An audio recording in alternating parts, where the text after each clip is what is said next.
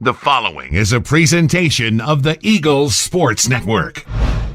Carson-Newman falls in the series opener to Coker 8-5. Andrew Rogers here with head coach Tom Griffin for the Eagles Sports Network. Coach, an excellent start to the day. 1-2-3 top of the first. Then you scored 3 times with 2 outs in the first inning. But after that, it really didn't change till they scored in the 4th inning. But you got blanked for 6 consecutive innings there.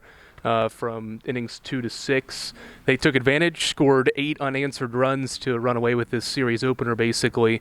What changed, do you think, from that first inning on? It just seemed like things were different, not so much their favor, but just for the fact that maybe things changed on your side of things, and then they eventually just were able to score those runs late to put you away.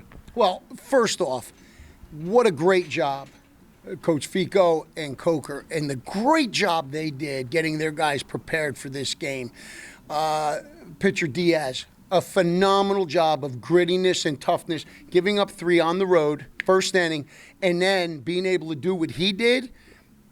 Hats off to that young man. So you give a lot of credit to him. You give credit to them for hanging in there and battling and chipping away and giving themselves a chance. And then obviously Hannah with the huge home run. That was big. It was a great job. And then holding on because you got things going right there. They're in the 9th.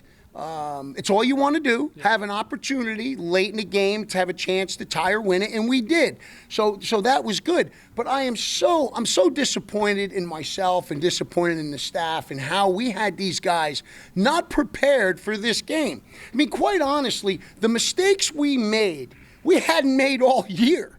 There were mistakes being made that were uncharacteristic. There were at-bats, and again, credit to Diaz, but there were at-bats where we had to call him in, I think it was the 4th inning, and be like, hey, wait a minute.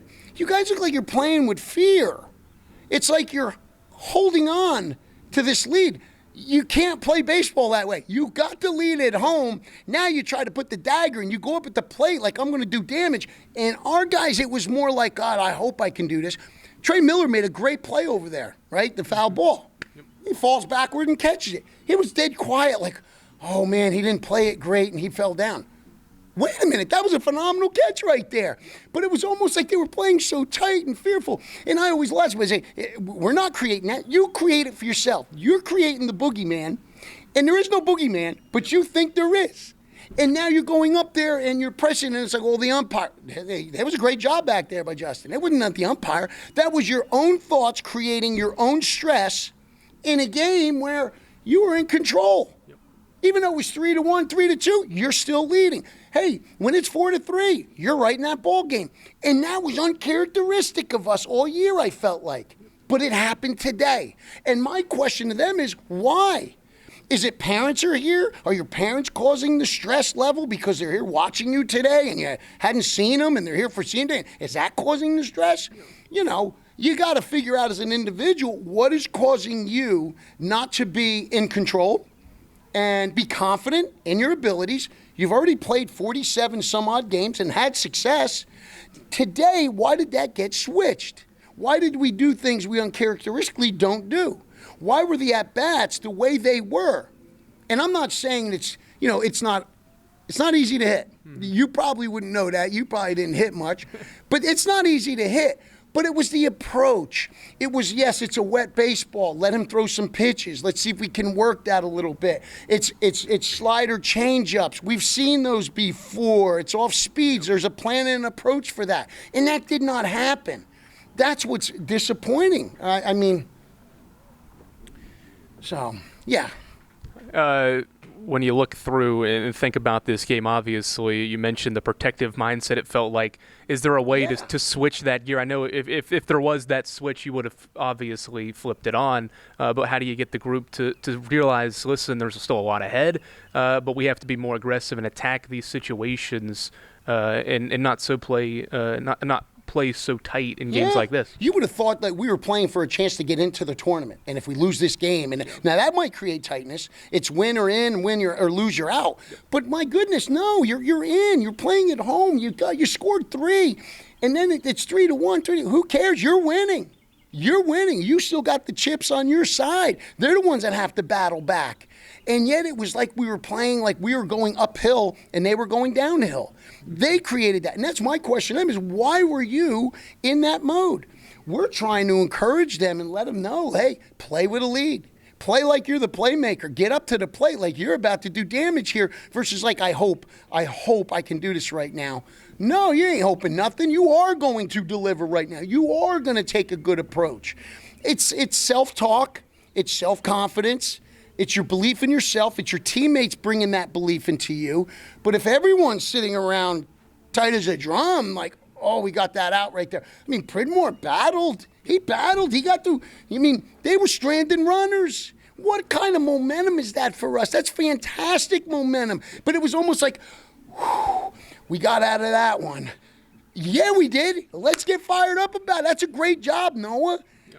But it was almost like, oh, boy, we skirted that one. That ain't the mindset you got to have, man. That ain't putting the dagger in. That ain't throwing the knockout punch. Yeah. And that's what's disappointing for these guys. It is only one game, but you don't want it to carry over.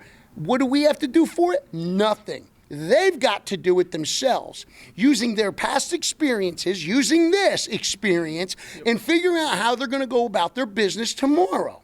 It's not going to guarantee a win or a loss, but just have a better approach and a better mindset in the box, in the field. Do what you've trained to do. Don't have to do any more and any less. Be the best version of yourself and do it with bravado and confidence. That's all we've ever asked of them. And I think we'll see that tomorrow. And again, we do get to celebrate our seniors, which is really special. Don't want to lose fact to that. But I don't also want to lose fact that, listen, we're preparing them for life. This was a bad performance. And in a job, that could cost you. So, hey, now tomorrow you come back to work, you've got to have a different response to what you've just done today. And I think we'll get that. But we're also going to celebrate those guys that have been in this program, which is extremely important. We'll end with this. You mentioned all the runners that Coker left on base to help keep the lead intact for 4, 5, 6 innings there or so. Why were your pitchers so effective when it's felt like second and third, one out, bases loaded, nobody out? They would only score once or twice. To keep it that close game, obviously the grand slam comes, and it's an 8-run performance, but your pitching, it seemed like in the middle innings was very critical. Why were they so effective? Well, Noah, we know, will compete in battle. His emotions and how he carries himself will never change. Brock Culpepper got himself in trouble with the walks, the hit by pitches, and Surratt comes in and honestly you got a guy hitting less than 100 basically against left-handed pitchers. The mindset is, oh, it's over, baby. But no, Mr. Hanna had different ideas about that, and he delivered because we weren't able to get that breaking ball for a strike. And again, we do some things a little bit differently. It was uncharacteristic. He comes in, he's throwing warm-up pitches. We don't do that, all right? But he did. Why? Don't ask me. Don't ask me. We discussed it after. We're like, you get in there. Let's go. You're ready to go to battle. You don't need warm-ups to get ready. You already got your warm-ups. You're out there like, let's go right now. Guns in the holster, ready to pull him and shoot him at him. But that's a credit to Hanna right there. Great job. A veteran guy. Coach, appreciate the time. We'll talk tomorrow. Yes, sir. Thank you. Appreciate you. That's Carson-Newman baseball coach Tom Griffin, and I'm Andrew Rogers. This is the Eagle Sports Network.